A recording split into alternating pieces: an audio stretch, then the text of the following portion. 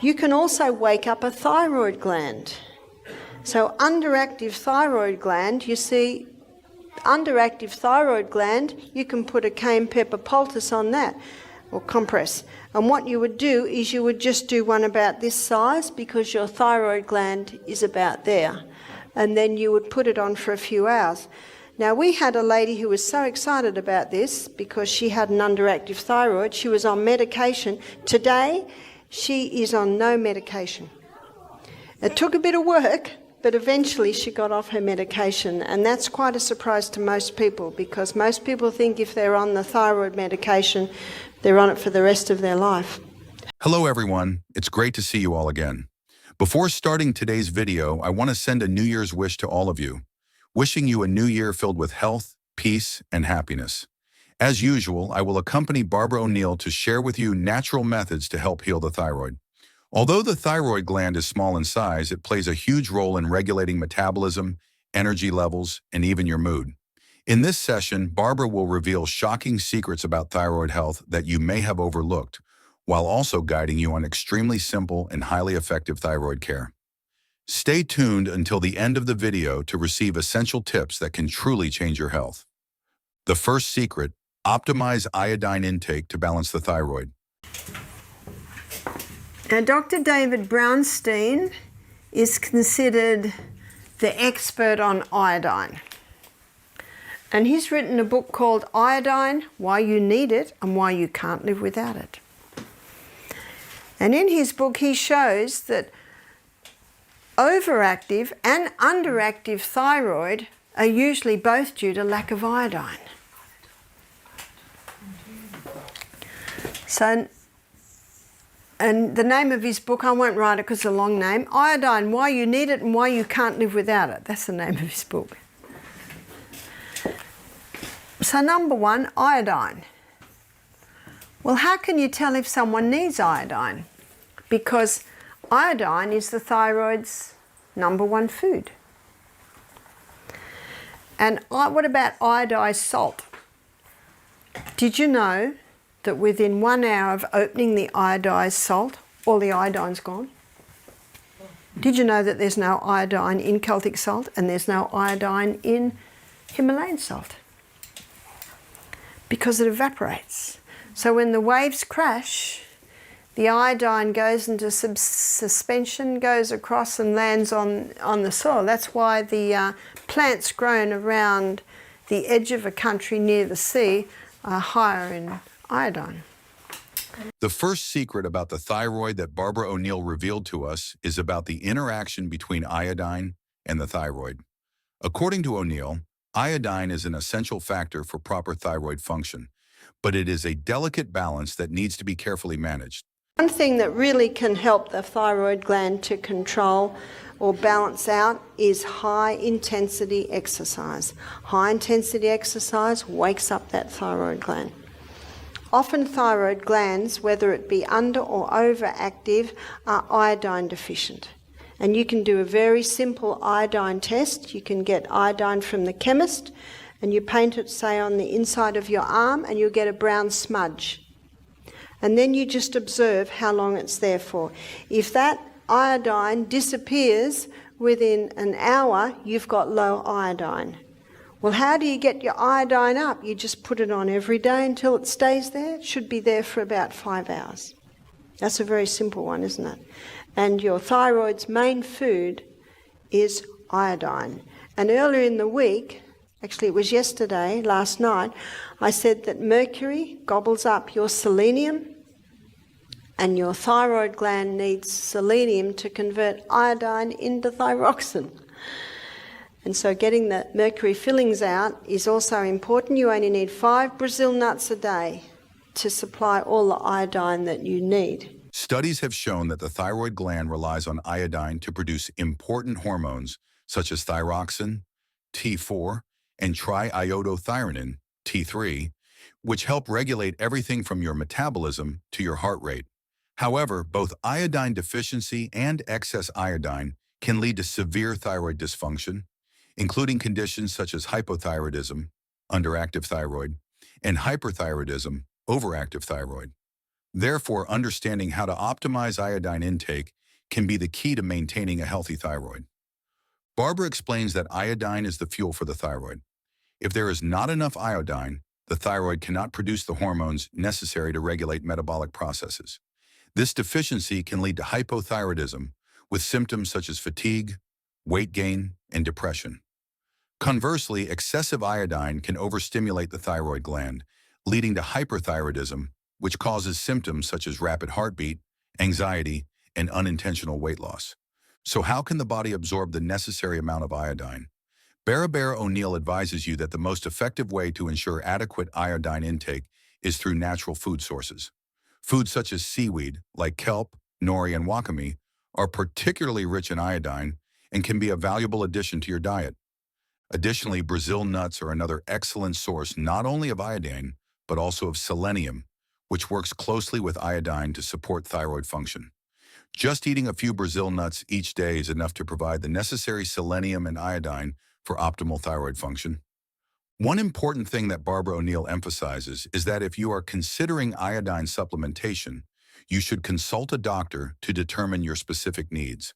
Although supplements can be beneficial in cases of severe deficiency, they can also lead to iodine overload, which can exacerbate thyroid problems instead of resolving them. The second secret, detoxifying mercury to protect the thyroid. Next, Barbara O'Neill will shed light on an important yet often overlooked factor contributing to thyroid dysfunction, which is exposure to mercury. I think it was about the 1970s in Minamata Bay in Japan, they noticed cats doing backflips. All these cats were doing backflips. And they traced it to the mercury going into the water, and remember, mercury is a heavy metal. It's not in the seawater, so it's not in Celtic salt. It sinks to the bottom, and the plants take it up, the little fish eat the plants, the bigger fish eat the little fish. And they called it dancing cat disease. They didn't call it mercury disease. Mercury, often referred to as the silent poison, can severely damage thyroid function in various ways.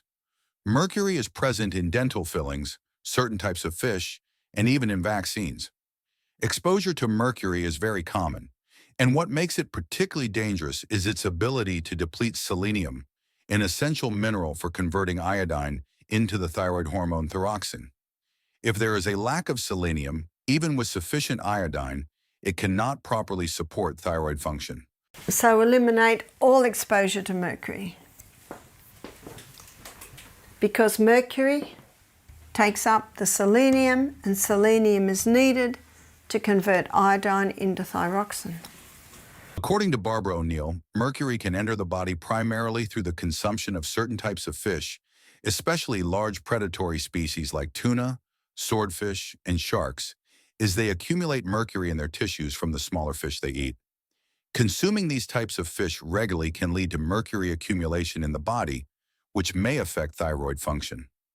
Barbara O'Neill recommends proactive measures to detoxify mercury from the body to protect the thyroid. The first and most effective step is to limit the consumption of large fish species with high mercury content. Instead, you should prioritize smaller fish, such as sardines, mackerel, or anchovies, which contain lower levels of mercury and are safer for regular consumption. Changing this dietary habit can significantly reduce the amount of mercury absorbed and help protect the thyroid gland from further damage. By taking these steps, you can help protect the thyroid from the harmful effects of mercury and promote overall thyroid health. The third secret, a link between hormone imbalance and decreased thyroid function. Barbara O'Neill continues to reveal another secret related to hormone imbalance, particularly high estrogen levels, which can significantly disrupt thyroid function. Excessive estrogen levels can interfere with the thyroid's ability to regulate metabolism, leading to symptoms such as fatigue, weight changes, and hormonal issues. Number 3, high estrogen opposes thyroid function. So you can have someone with thyroid problems because they've got high estrogen. What would cause high estrogen? Any ideas? What causes high estrogen? Contraceptive pill. Plastics, especially those soft plastics that have got the nonylphenol. Remember the xenoestrogens coming from chemicals, coming from plastics. You've got your plastic fabrics. Remember your acrylics, nylons, polyesters. So eliminate exposure to mercury and eliminate plastics and eliminate the contraceptive pill.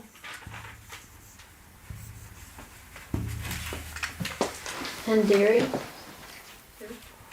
Yep.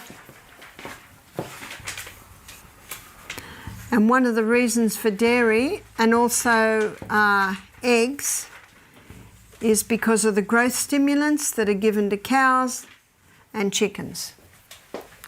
And the growth stimulants is an estrogenic effect. And so what also needs to happen here is the hormone balancing program. To improve this situation, Barbara O'Neill also gives us advice related to adjusting our diet. And I'm going to make a list of foods and herbs and vitamins that stimulate highway 2, getting rid of that estrogen, and inhibit highway 16, which wants to keep it back in. One is the cabbage family. The cabbage family contain a plant chemical called indoles. And these indoles stimulate highway 2 and inhibit highway 16. So it can be very simple of just eating the cabbage family every day. So that might be broccoli, Brussels sprouts, cauliflower, kale, bok choy, and of course cabbage. Adding cruciferous vegetables such as broccoli, kale, and Brussels sprouts can support thyroid health. These vegetables are particularly beneficial for conditions of an overactive thyroid. Flax seeds and B vitamins, especially B6, B9, and B12, are very good for balancing hormones and promoting overall health. However, Barbara O'Neill also has an important note for you. If you have thyroid issues, you need to be cautious with cruciferous vegetables like cabbage or broccoli when eaten raw, as they contain goitrin, a compound that can inhibit thyroid function. Therefore, for people with hypothyroidism, it is advisable to cook cruciferous vegetables, as the cooking process will deactivate goitrin. As for people with hyperthyroidism, meaning the thyroid gland is overactive, they can eat raw cruciferous vegetables to help slow down the activity of the thyroid gland. Do you notice this difference? Adjusting the use of cruciferous vegetables is very important to support thyroid function. So now we're looking at what else can stimulate highway 2 and inhibit highway 16 is flaxseed. So that's a really easy one to grind up for your breakfast every day. And licorice. If you've got high blood pressure, forget the licorice. Also, vitamin B, particularly vitamin B6, 9 and 12. Now the highest source of your B vitamins is raw nuts and seeds. I hope the suggestions from Barbara O'Neill will help you choose nutritious foods for your thyroid. Now let's move on to the natural thyroid healing methods that I mentioned at the beginning of the video. Secret number 4, the power of natural methods. Barbara O'Neill is a strong advocate for using natural remedies to address thyroid issues, believing that these methods can provide gentle yet effective support for thyroid function.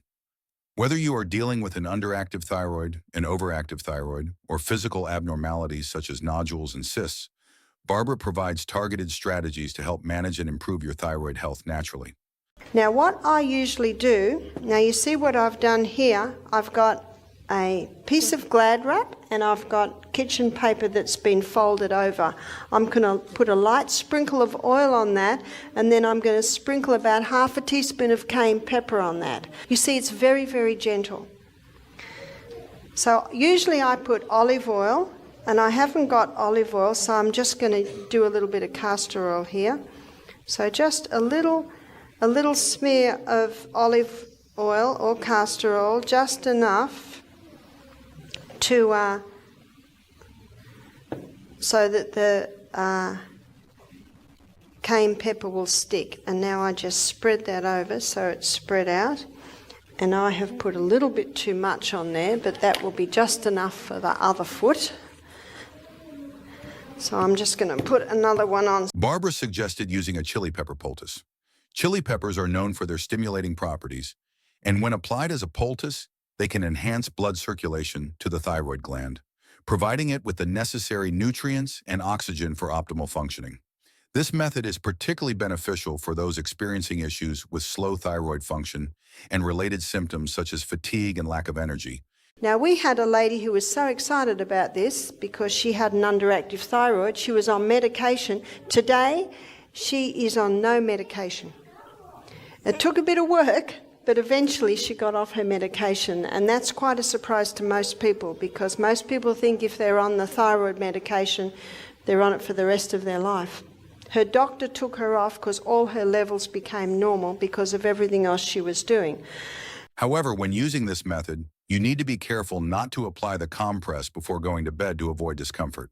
The time that Barbara O'Neill recommends for use is in the morning. Conversely, for those with an overactive thyroid, Barbara recommends using a cooling method with an ice pack. Applying an ice pack to the thyroid area can help slow down the activity of the thyroid gland by reducing inflammation and soothing the excessive production of thyroid hormones. This simple method can be particularly effective in managing symptoms of hyperthyroidism, such as rapid heartbeat, anxiety, and excessive weight loss. The regular application of ice packs can provide symptom relief and help bring the thyroid back to a balanced state. Barbara emphasizes the importance of persistence with these natural methods. Although they may not yield immediate results, regular application over time can lead to significant improvements in thyroid health. By incorporating these gentle, non-invasive methods into your routine, you can naturally support your thyroid, address specific issues, and alleviate symptoms without the need for more aggressive interventions. So we have discussed and shared some useful tips to keep your thyroid healthy. Thank you for accompanying me on the journey of natural thyroid healing. How do you feel after listening to these shares? Please share your thoughts with us by leaving a comment below this video. Please like this video, subscribe to my channel to receive more useful health information, and share the video with those who might need it. See you next time, wishing you always good health and vitality.